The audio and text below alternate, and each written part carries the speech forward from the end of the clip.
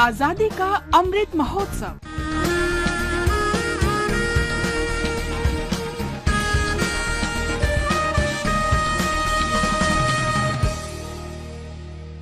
आजादी का सफर आकाशवाणी समाचार के साथ। आज की कड़ी में हम स्वाधीनता सेनानी वलंगईमान शंकर नारायण श्रीनिवास शास्त्री को श्रद्धांजलि अर्पित कर रहे हैं। उनका निधन 17 अप्रैल 1946 को हुआ था। सर्वेंट्स ऑफ इंडिया सोसाइटी के सदस्य शास्त्री ने 1908 से 1922 तक इंडियन नेशनल कांग्रेस के सदस्य के रूप में कार्य किया। शास्त्री का जन्म 22 सितंबर 1869 को तमिलनाडु के तंजौर जिले में हुआ था।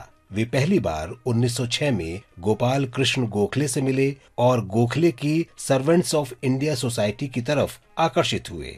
वे 1915 में उस संगठन के अध्यक्ष बन गए। शास्त्री 1908 में इंडियन नेशनल कांग्रेस में शामिल हुए और 1911 में मद्रास जिला कांग्रेस समिति के सचिव बने। उन्होंने 1913 से 1916 तक मद्रास लेजिस्लेटिव काउंसिल के सदस्य के रूप में काम किया। वे 1916 से 1919 तक imperial legislative council of India के सदस्य तथा 1920 से 1925 तक काउंसिल ऑफ स्टेट के सदस्य रहे। उन्होंने रॉलेट एक्ट का विरोध किया। शास्त्री ने बिल की निंदा करते हुए इंपीरियल लेजिस्लेटिव काउंसिल में भाषण दिया, जिसे काफी सराहा गया। शास्त्री ने लीग ऑफ नेशंस के लिए भारत के शिष्टमंडल तथा ब्रिटेन की प्रीवी काउंसिल के सदस्य के रूप में भी कार्य किया। वे यूनियन ऑफ साउथ अफ्रीका के लिए एजेंट भी रहे। 1924 में भारत के लिए होम रूल की मांग के लिए उन्होंने एनी बेसेंट के साथ इंग्लैंड की यात्रा की।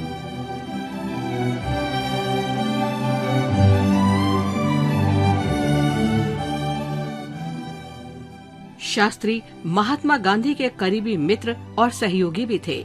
गांधी जी लेखन में उन्हें बड़े भाई के रूप में संबोधित करते थे।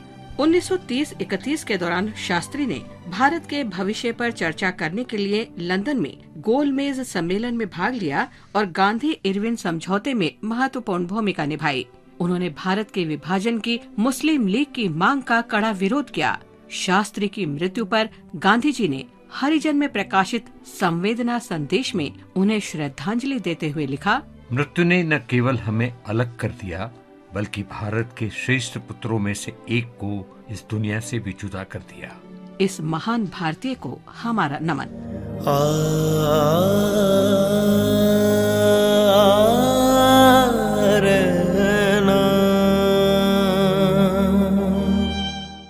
आज हम गांधीवादी स्वाधीनता सेनानी और लेखक नित्यानंद मोहपात्र को भी श्रद्धांजलि अर्पित कर रहे हैं।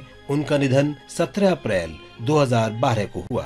नित्यानंद राष्ट्रवादी गतिविधियों के लिए 1930 और 1942 के बीच 3 बार अंग्रेजों की जेल में रहे। स्वराज्य पाला जैसी कविता और मौसी जैसी लघु कथा जैसे उनके आरंभिक लेखन पर अंग्रेजों ने प्रतिबंध लगा दिया था। स्वतंत्रता के उपरांत नित्यानंद निर्वाचक राजनीति में आ गए। वे 1957 से 1971 तक ओडिशा विधानसभा के सदस्य रहे।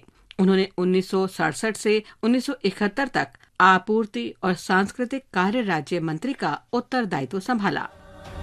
वंदे उत्कल जननी, वंदे उत्कल जननी, वंदे उत्कल जननी।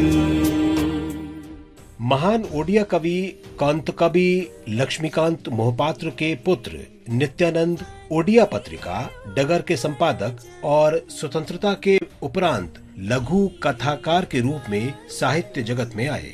वे अंतिम समय तक राष्ट्र की बेहतरी के लिए कार्य करते रहे। महान राष्ट्रवादी को हमारा नमन। माँ तोर छेलेरा घर छेड़ेछे, शहीद हबे बेश, ছাড়বে দেখে শেষ, বারুদ ভরা স্বপ্ন বুকে, স্বাধীন হবে দেশ রে। हम स्वाधीनता सेनानी अनुरूप सेन को भी श्रद्धांजलि अर्पित कर रहे हैं। उनका निधन 17 अप्रैल 1924 को हुआ था। चटगांव के निवासी अनुरूप सेन विभिन्न क्रांतिकारी दलों से जुड़े रहे।